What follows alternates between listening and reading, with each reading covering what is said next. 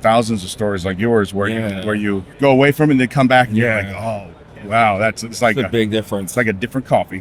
What I found is sometimes you forget how good your coffee is until you drink coffee that you think is bad. You have your setup at home and it tastes perfect, and you go to family at Christmas, Thanksgiving, and you're like, man, the coffee is terrible. It's like that adding salt onto your dish after you make it, right? Okay, it was good, but now it's great, right? We've been drinking coffee for like hundreds of years, and I think it brings people together. It wakes you up. I think people will keep being social, drinking coffee and enjoying coffee, at the homes.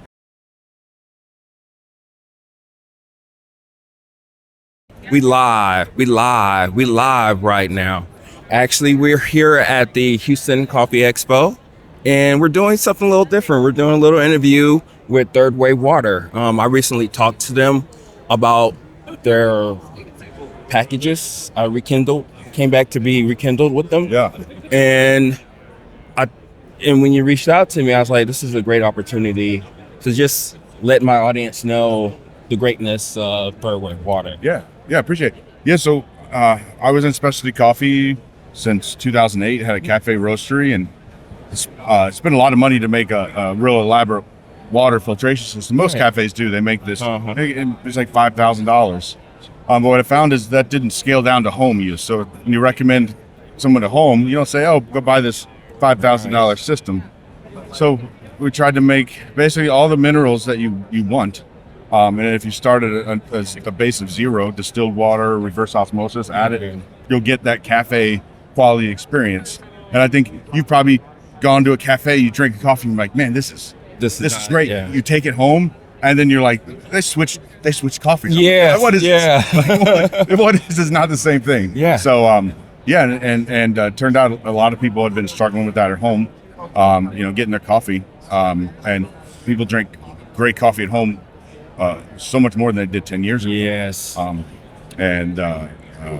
So we've had success with that, and we have thousands of stories like yours where you go away from it and then come back and you're like, oh wow, it's like a big difference. It's like a different coffee. It is. It really is, and I think that's one of the biggest things that I try to tell people, trying to get them really back into it. We'll talk about more of that as we go along, but I think that's sometimes a disconnect for some people because they don't realize that they have these good beans and they don't realize that the coffee can be even better. Yeah. Even to the extent to where, let's just say it doesn't do as much as they thought it would do, at least it lets you know that it's not so much of you, it's probably just that coffee, that style and everything. Yeah, you want to have, you don't need to spend a ton of money. You want to have a decent grinder, nothing like a blade grinder, and have an okay coffee maker. And some places have good water and it might work well, but a lot of other places they don't. Or you travel, you have your setup at home and it tastes perfect. And you go, to family at Christmas, Thanksgiving, and you're like, man, the coffee is terrible. Yeah. What am I doing wrong? So it's just another one of those tools for people to get what they like and looking for. And as expensive as coffee is nowadays, right? Yes. Yeah. We don't be wasting. One less thing to really worry about. And I guess one of my things, because I'm a coffee snob. Everybody here is a coffee snob, and we don't have an issue with paying for this stuff. How do you I guess go about it, or how is it a challenge to get to other coffee people who probably don't even know? That's a great question. So one of the benefits, it costs a couple cents for it. Some of the other stuff we have, maybe it's less specialty and more mainstream. We have some profiles that are for low acid. Yeah. So like I made it for my dad. He would have heartburn and couldn't drink much coffee. Yeah. And so this lowers the acidity 4 times. So he can drink 5-6 cups without having any heartburn. So which I would say is less specialty. It also helps protect your equipment. So you are gonna say you're like, man, I just got this $700 little home espresso machine, right? That's a lot of money. And with our minerals, you don't have to descale it. We won't scale up, right? And so we've all had. We have a coffee maker, and it's just slow, and it builds up scale. Yes, just like a shower head does. And so with our water, it helps kind of protect that. So, you get some benefit of the coffee tasting better, but you're not ruining your equipment. So You bring up a really good point there, because it's one of those things where people, like, we have our logs, we jot down what we're tasting in the coffee and everything, but nobody really takes into consideration like the build up, the scale, and they're not realizing that also takes effect of how the coffee is actually brewed. absolutely. And there's a little less consistency if you don't have the water. Yeah, it'll slowly change over time, and you may not notice it. And you're like, man, they used to brew this fast. Now it's taking a minute longer, and you're wondering why. Yeah. So if you're doing a coffee maker and that nozzle is just narrowed down, Right now it's taking a bunch, a lot longer time. Like a washing machine, right? Your washing machine said, "Oh, it's 15 minutes left." Like, no, this is 45 minutes. Right. Because it's the filter's clogged up and it's not draining as fast. So true. So I like that. So it's almost like getting them, because I did another experiment about a week ago, and I used the exact same coffee, and I used all the packages, not all at the same time. Yeah. And it was really, even though it was more so like a subtle type of difference, I didn't notice how much it really affected or changed the coffee. And I think that's something that people don't realize, is that they can kind of, beyond the grind size, beyond the different temperatures and everything, they can actually manipulate the coffee in that way to where they can tailor it a little bit more. Absolutely. It's that it's like that adding salt onto your dish after you make it, right? It's that little, okay, it was good, but now it's great, right? Right. And so, like, we have a dark roast profile. So my parents would use like a low acid or dark roast. They use K-cups. Yeah. But with the dark roast, they don't want acidity. They want chocolate flavor. Yeah. So it's just like, hey, how can we help move that flavor profile a little to what they think is good coffee, right? We try not to tell people that, oh, you're wrong, this is not good coffee. Like, so we want them to be able to enjoy coffee how they like to enjoy it, and try to make products, for all those different palates. Right. Yeah. That's a big difference. Yeah, because I am more of a medium to dark roast person. Sometimes I'll delve into the light roast from time to time, but like you said, it gives you that opportunity to manipulate your coffee a little bit more to your liking. Yeah, and so we'll find it on a dark roast. If you use our light roast, you might taste a little ashy. Yeah. And you're like, that's not good. But all of a sudden, the dark roast, and it's like it goes away. Yes. Yeah, and so and it's like, and it's just so much more pleasant. And once you're used to it, it's like, this is my coffee taste. And yeah. So what do you say? Because, like, again, I'm trying to kind of get to the everyday type of coffee drinker. And again, I'm not even my market. Market. However, I have 4 jugs. Yeah. The still water, they have their own different things. How would you tell somebody to approach third wave water? Do they just need to go ahead and buy all the packages? So we do have on our website, I think, a light, medium, dark 3-pack that you can buy. Yeah. But also, I would say, if you want the coffee to have fruit flavors, and you usually do lighter, do light roast. If you like, and you use the words bold, right, and you use the words, dark, I would try that dark roast. Dark roast, yeah. And then if you find that, that dark roast and it's just maybe a little too bold, and you want to dial it down, maybe the medium, or if you have the light roast and you're like, man, it's a little too sour, the medium might just be enough to change it. I see. So it's more so like I think that's what I'll also start doing, especially on my channel, is like letting people know, it's like, hey guys, you can play around with it. You don't have to be so tailored to the situation. If you like light roast, go with the light roast. And we find we'll do tests all the time where it's like, man, this coffee tastes better with medium. This coffee tastes better with light. And it might be marginally, and it's not always a consensus of everybody.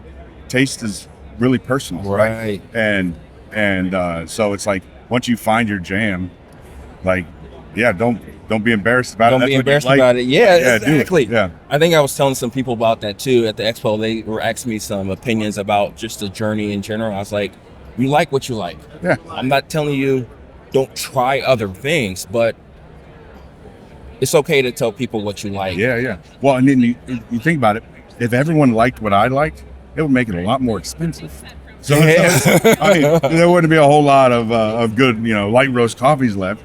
So I'm glad that there's a spectrum of coffee drinkers. Some people like, so if I'm somewhere and there's a darker roast coffee that I can get, I enjoy putting a little cream in it. Yeah, because cream exactly, yeah. works really well with dark roast coffee. It does. It doesn't work well with light roast. It coffee. doesn't. Some of it will even curdle the cream. Yeah. And you're like, and so it's like, you just. I also think it's fun to go and try coffees that other. So if somebody else really enjoys something, there's something about the hospitality and being around people. I want to drink it, and even I don't prefer it, but I can experience that with them and appreciate it. So, not so dogmatically where I only drink this or I don't drink anything. Right. You can enjoy it with them while you guys are doing something totally different too. Absolutely, appreciate it, and then you go back to what you like or are comfortable with. And what I found is sometimes you forget how good your coffee is until you drink coffee that you think is bad. Yeah. Right. So you almost get spoiled. You used exactly. It's so true. Yeah, so it's like true. getting used to the air conditioning. And then all of a sudden you get on the hot. You're like, man, I got soft. Right? Yeah. Exactly. So, So very true. That's what I was thinking for the longest. I felt something was wrong with my coffee until I rekindled back again with third wave water. And I'm like, wow, I'm tasting things that I haven't tasted in a very long time. And I think that's the beauty of having, because there are other companies also out that have like this, this.